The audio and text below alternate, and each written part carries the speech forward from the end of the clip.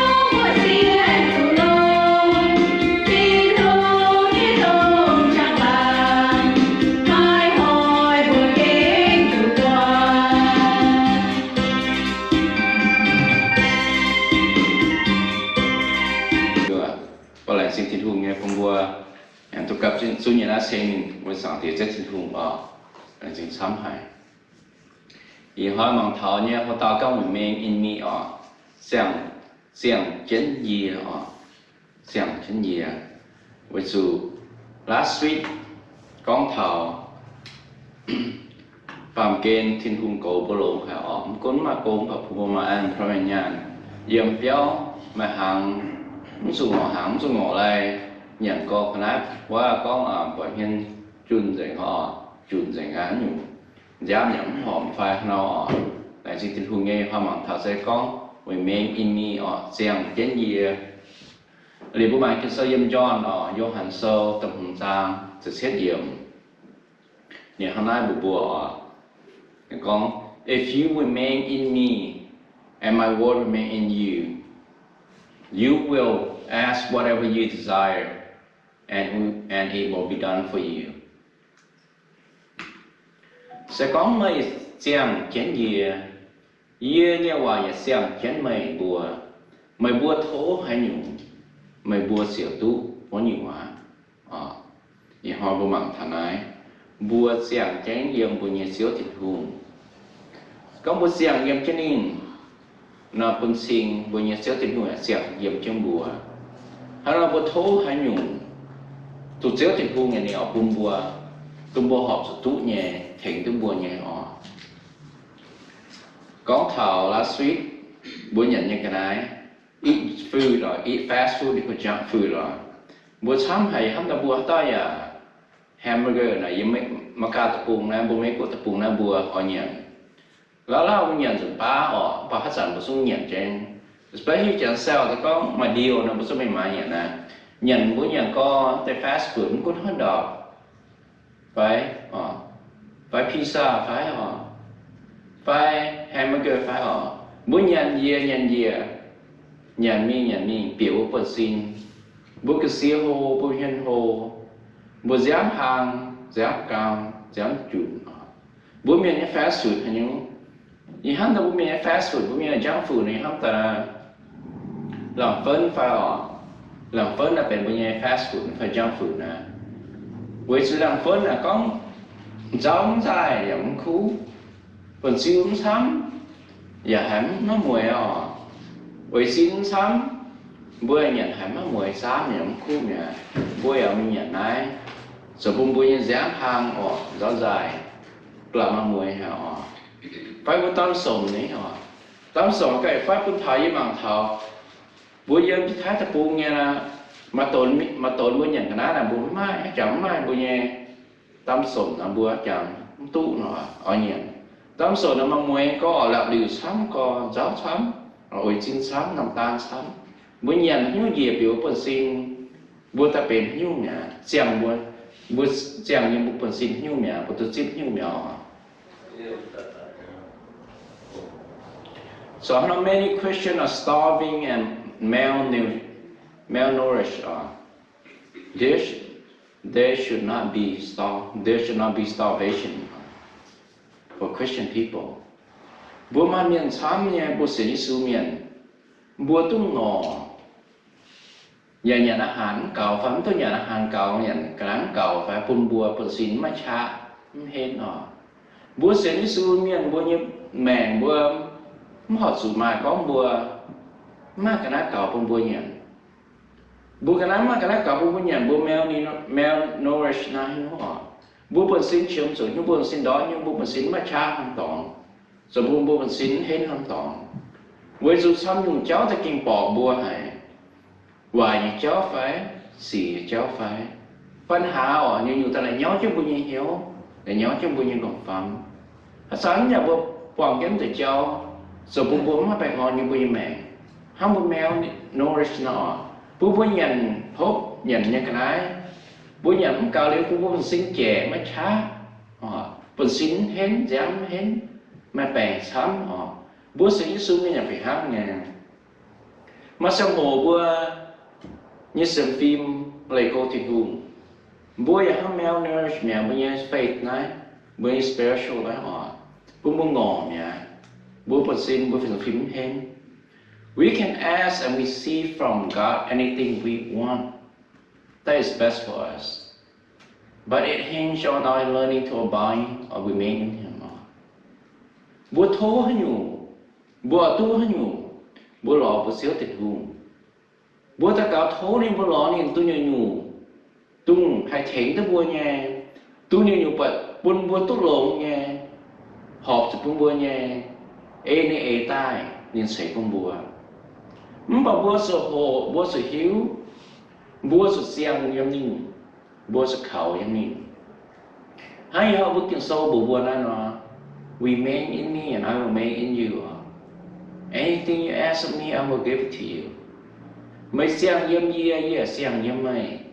Nhưng mà thố yê yếm hoàng hài yê hiếu, do xảy của mày, tụi mày tu nhẹ như họ. Giờ yếm nói bua, chén bua tu nhẹ, hắn nhủ yếm bua nhẹ mẹ.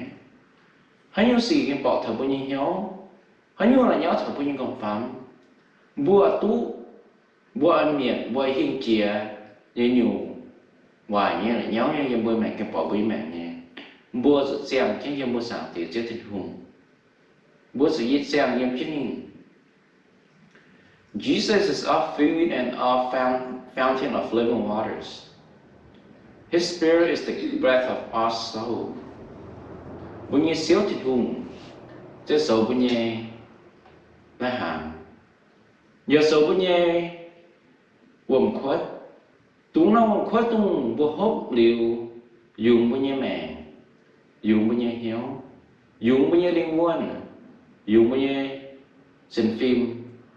Chính buồn nó ở nông quán này. Nếu như chia nếu như dẻo, nếu như hám sẽ cũng thở bùa. Bún bún như linh quân mà làm khảo mà làm hám. Bún bún như mèng mà làm khảo mà làm hám.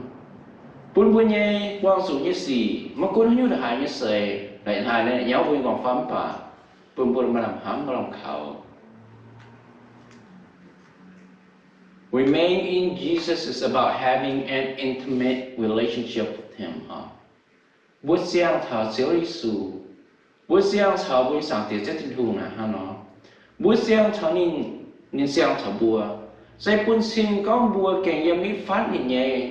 Nhìn tú xiang châm bùa. Yếm châm bùa yếm mèng cả nhòa. Yếm châm bùa yếm hiếu cả nhòa.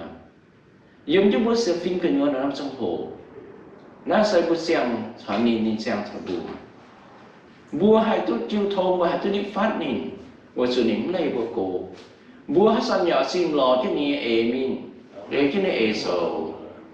Mà có một băng số như xì, phải băng số nhé nhưng là nhớ ta hỏi sự búa phải. Búa nhà ở lò nên đảng, ở chiều nên đảng chìa, khảo nên đảng chìa. Hay là nó có búa mà intimate relationships hả nên. Búa nít phát nên, búa bê nên nhé. So the more we remain in Jesus, the clearer we will hear His voices. And have more peace in our life. To remain is to be in His presence. Hắn nói bùa cào thăm, hát sản bùa yếm bùa xiang kiến, yếm bùa sản tiết chết trên hùng. Hát sản nè xiang yếm kiếm bùa như mẹ. Bùa cào ngọn hải nín. Bùa cào nít nè nhé ế. Bùa cào chiêu và cào khảo nè chá yếm bùa như mẹ. Bố tốt xếp nhẹ bạc on, nhẹ hám như bố như mẹ. Sẽ có bùa xem cái yếm nín. Nín nhẹ xem cái yếm bùa. Bố sẽ tôi yếm như giật hiền. Tôi yếm nhẹ khuất cái nhùa. Yếm nín phát nín. Jesus alone is the true vine, and we are the branches. Without Jesus, we will perish. Hắn bố xoang điện, xoang biểu điện, xoang lai, xoang nhựa bà. Điện sẽ sổ mà chát. Nín xó uông, nín xó buồn, nín nhằm buồn. Điện gọi điều cái này nghe, tu nhận, và tu hốt với sự điện mà dùng xó tệ. Bố nhé xíu thì cũng sẽ sổ bố nhé điện. Bố sẽ sổ điện qua nhau cái nín xem cái nín hàng. Sẽ có bướm xem yếm nín. Bố nhé mẹ. Bướm tu hai mai, bố nhé linh quân. Mà làm khảo. Bố nhé mẹ nhé mà làm khảo, mà làm hắm. búa sang nhà hai mà chúng xây nản yếm ha búa sang hai mà giàu chúng yếm ha mà búa sang yếm chúng búa sang tiệt chết thì hùng nên sâu mà sang mẹ như vuông búa hốp như vuông dùng búa mà mẹ sang búa đinh vuông mà làm khảo búa mà làm hám như búa như mẹ. We smash those burgers down so fast and we hardly taste it. We do the same thing in our spiritual life. We don't take the time to really absorb God's word in our life, in our faith. Bữa hiếu xìa đó là một chúng tôi nhận dùng phải thảo hám thảo chẳng thảo nhưng thái tập bùng mình nhận dùng một con mùi hia chụp lên phao mình thảo quá bữa nhận những cái nào bữa bật nhung ở bữa nhận bữa chú của tập bùng mà nhẹ gắm đầu quá khú mà nhẹ có trái phải dẫm mai phải họ mình thoáng nhung bữa chắc mai tại bữa chót bịa ta bịa bữa spend tổng sinh các số hai cái xe chung để nhận tua họ ở nhận tua bữa chung hết cái niệm mùi là ha nó bữa như hiếu bữa bền chèo bữa phá bữa hám chẳng không ý ở sự nhận thao cao nhận thao bé nhận thao với chủ yếu ta cho cô ý sơ chúng ta nhận ý ở sự với chủ yếu rồi như ta cũng mình giống mai không tôi nhận hay chẳng không tôi nhận cái chuyện nhận thăm có nhận hết có bữa chúng hiếu tôi niệm bữa rồi chứ đâu mà nhận bữa xảy cái niệm mùi là hại khú mà họ là hại như khú mà bữa chúng tôi không nó xảy bữa giờ phải háng nghe mà sẽ hồi giống bữa mẹ bữa xem trước thì thùng miền bữa giờ phải háng nghe bữa ông sót xem hồ ta chuối cái mà màn nghe xiển nghe ta cầu sẽ trước thì thùng sau này có quả mong nghĩa mong nghĩa quả giáo cho bữa như bữa mẹ bữa giờ cái game to này có nên nghe quả hết cho bữa mẹ phải hết cho bữa hiếu cùng nữa bữa sự mà trong hồ của mình xếp hại bữa ta cao lên sự xéo ổ mà sến tôn hàng vi nhận amen là sự xéo ấy hỏi sự cho mình hay đâu amen ở xéo nhưng mà nó bẻ á họ đi buổi trên đây xuống quỷ giống mình đi dạy miên thấy sỏi như bẻ mà amen dẻo mấy họ bữa mình sẽ có một số trong hồ ta bữa cha mà cả bữa trên chiếm rồi như nhau bữa cha mà cả bữa quỷ cái ní bữa xem bỏ quỷ giống trên dạy miên thố nín phải giống nín phải bữa quay suy chứ nó bữa sao phạt tôi phải bữa quay sâu chứ ô chứ mà thế này yêu ổ bữa quay hiểu này nó không phải bữa sót nó trong hồ tài bữa cái sự giống như phát nín bữa sự lo nín. It is natural for a fire to send up flame and spark and start to shine. So it is natural for those who remain in Jesus to pray always. Giờ phải hăng nhỏ. Bố tổ đi ta suma tổ. Bố sang là suma tổ. Bố tổ là ta suma xuất tổ phi nghe. Bố mang qua hế là ta sụ giang, hế là sụ hoàng lắm mai. Bố giờ phải hăng nghe bố sẽ su như miền. Bố bé ni nhiên nhiên tôi bố xem cái nến tệ, giờ phải hăng nghe. Hế là sụ giang, tổ sụ mặt tổ phi. Bố xem ni miền bố xem nhiên miền tệ. Bố giờ sụ mai ta cầu tiêu thông cho nín. Bố giờ sụ phụ sụ nín. Bố nhé biển giờ sụ sen nín. Bố nhớ phụ sao giờ sầu nia công, bố giờ chiều giờ khảo nín, giờ giang nghiêm nín, nó sẽ natural nhé, nó sẽ ta bố sầu nhé, bố sầu nhé, số miền bố phám số miền hiểu bố cần hiếu, bố số ta cào, lò bố xéo thiệt thù, bố số giang nghiêm nín, nia số giang nghiêm bố chiếm số nhé, hiếu có bao số hiếu, bố giờ số lò nín, bố số khảo nín hả? So just as a living plant, bud and blossom, your prayer will bud and blossom too. Hãng bố soạn biang, bố soạn lại, nếu nhà hai cụ nhà ní hạt suốt, biang nhà hai gói hạt ruồi, hạt hồ, bố nhớ ta cao ya phải hăng nghe bố ta cao bên xứ thiên hùng bố ya so bố nhớ ta cao chọn cái đầu nếu ya so nếu quan phú chén thảo sang hồ bố nhớ ta cao ya phải hăng nghe gọi tiền gọi phú bùn bùa phải hăng nhỏ. Have you ever been on your knees and couldn't seem to pray? The tear choked you up. Bố tôi mà chỉ phải mà sang hồ bố như mẹ. Bố quang sự gì phải bố quang sự giàu hay cháu phải bố quang sự xây nạn phải. Bố quang sự sa tán để kinh bọt yếm bố như mẹ phải yếm bố hoàng tỏi phải. Yếm bố một tỏi phải yếm bố chụp băng phải. Bố trong quỷ trong bố giúp ta cao cho bố chiếu thiên hùng à. Bảo bùa cóng suốt. Với sự bố như hiếu buôn hải. Bố mùa xuống gánh trong bố như chàng á. Bố xuống hết ta cao cóng suốt.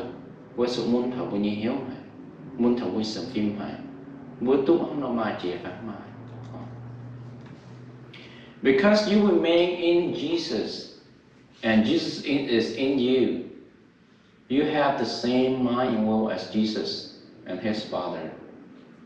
Vậy nãy mày bố xem cái yếm xíu thịt hùng xíu Giêsu. Nếu là xem yếm chứ mày bùa hắn nó bún xin mày bùa ya phải hám nhà mày nằm hiếu mày nằm ế bố số mày xíu thịt hùng bố số bố xíu Giêsu nhà tia phải hám như mày mẹ. Nếu như ế sao bố như ế phải hám rồi.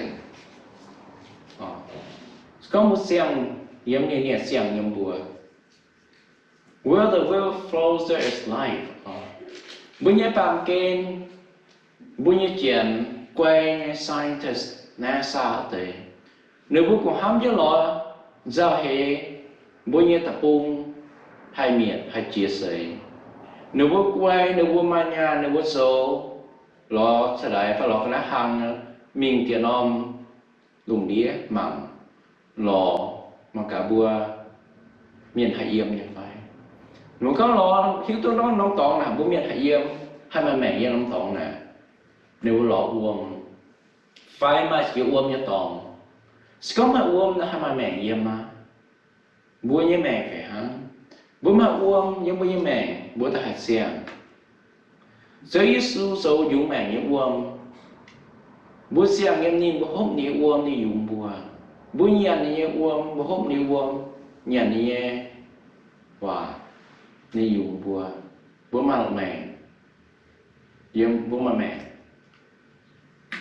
When we want to experience the life of God, we must go where God will flow up. Xíu thì đúng nên xây bố tai, nên xây bố tai bên nên nghe, giờ nên nhiều người nắp bằng cái nên xây tai bên bố nhẹ, quẩy bùa nên sang xây tai, nên nhiều người nắp bằng cái bùa tu bố nhẹ mẹ, bùa xem bố nhẹ mẹ. Tùng hắn xéo thiên hùng nên xây bông bùa ta ở mai ở tụ nó bùa xuống mình lò xéo thiên hùng nghe yêu mẹ yêu uống mình xia yêu uống khuất mình hôm đi uống yêu mẹ mẹ bùa hôm đi uống bùa ta cào lò nên bùa chiêu nên bùa khảo nên nó bùa xem cái yếm nên hắn bùa sao mà mẹ bùa sợ như sẽ bùa lò nhấp công. Bố nhiêu hoàng tỏi mắt chú thông, bố phải chuế trong sự công. Nếu chẳng mới phải chuế ní phát không hiện là sao mà thảo á. Nếu bố nhiêu final sweet, final smart nó thảo á. Mà giờ hạ nhẹ ý, giờ hạ nhẹ tự tỏng hàng chúng này. Ý bố nói thích chìa hả. Nếu bố chúng cao tổ, có chiến bố nếu bố tổ sơ này, mà trong ngủ tay, ở chỗ tổ, ở chỗ test, ở chỗ phán. Nếu chiếm chúng bố ta cao, giờ ta cao ở trên đồng bùa. Bố nếu mà thông minh, bố nếu mà nổi mà chá. Tội muốn như sau. Bố sẽ khảo bố xíu thịt hùng. Imagine for a moment that you are a tree. Heavy rain and storm winds comes. Some trees will fall down, but many remain standing tall. Bố hám mà cả bố bấy mà cả bố bền háng Việt Nam tiêu điểm nó. Bố hám mà cả bố bền tiêu điểm, bố mà cả bền tiêu điểm nó. Mà dùng tay tôi dùng xế nha, tôi dùng hô nha. Giáo giờ hô tay. Mà đeo sám nha. Giáo quật kinh. với sự vô tư dùng hô yếm đau phong giao hô giao sấy quần dạng kinh bùa bên hiếu điện bùa quạt bùa bên tôn giáo quần tôi biểu hô đi từ trong bùa bên tiếng điện này bùa như đau phong bùa kinh mà phải tùng bùa như điện bùa kinh của tao mà sắm nhỏ điện kinh giờ mà sắm nhỏ điện nhậm kinh. Their root system are intertwined with one another. The more root a tree has that are intertwined with other trees, the more the tree can resist the challenge of the weather.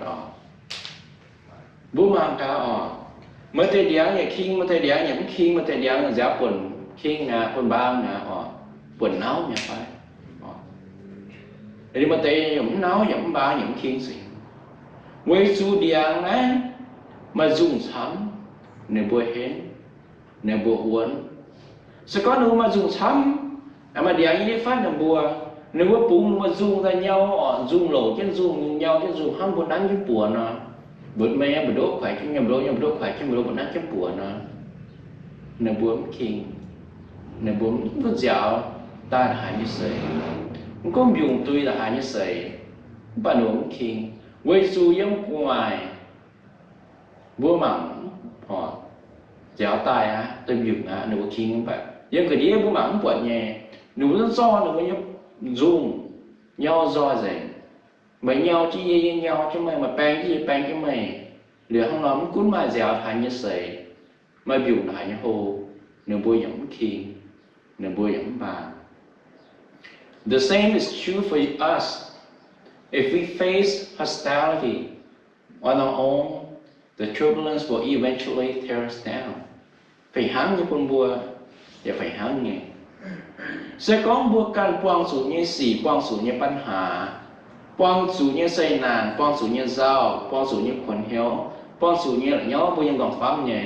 Sẽ có bùa can tô, khảo bùa như bần sẩy, tô bùa như chá, bùa quang chủ như xỉ, ปัญหา, bùa ta ma sang hổ. Nên hạt trái bùa nên hạt hiên chỉ bùa nên hạt sống bùa màu sống bùa mà chá bùa xuôi bùa bắt làm khảo bùa quẩy cho bùa như héo môn bùa yếu sẽ có bùa càng tàu bùa càng bận dậy bùa càng nồng bùa càng nhẹ chá bùa càng sống mình bền bùa sú. Only by being intertwined by faith with our family and friends, with fellow believers, our churches, and especially we in Jesus will stand tall, we will stand tall and face the storm of our life, God. Yang bùa hắn, cũng mới bao giờ như gì, hắn như là bà, bùa sự, chẳng như bùa sáng tiếng chết tình hùng, bùa giá sự, mai, chẳng như bùa xem phim, khảo cho bùa xem phim, nắng cho bùa xem phim, bùa dùng nó bùa nắng cho bùa xem phim. Bố giờ sự khảo sẽ nắn cho bố hoàng tỏi, bố chịu băng tỏi, bố giả tỏi. Tôi nó bố sao bố sản xíu thiên hùng, để mà xử phi kiếm tệ này.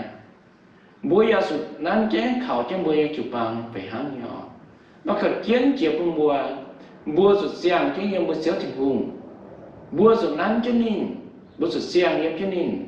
Bố xíu thiên hùng nắn cho bố mà nhiêu hài, rồi bố hài băng mà nhiêu hài rồi bố hài xuôi mà nhiêu hài hình cái chuyện bố một con hay nhung là hại như xíu ta kinh bỏ như mây mẹ một con luôn là hại như kia mà ta giàu chuyển tài lâu biểu tùy hô có bỏ như mai sớm hình bùa sớm bằng bùa với sự bút xem cái dân nhìn xem cái dân bùa như mẹ mà sang hồ chấm hại bùa mình lo nhé dân bùa biểu thảo bùa như mẹ sớm phong bùa chúng màu dân bùa như mẹ cho bùa bùa mất làm khảo bây giờ họ bùa quạt thảo bùa bằng thảo bùa sụt xèng dân bùa xíu trên thùng nếu như xèng dân bùa phàm bùa xèng dân chứ bùa xíu trên thùng bùa nên hốp như uông bùa hốp nên bùa nhàn nè nếu nhiều nên nhàn nhẹ bùa nhàn nếu nhiều là hốp như bùa hốp nếu nhiều bé nên nhẹ bùa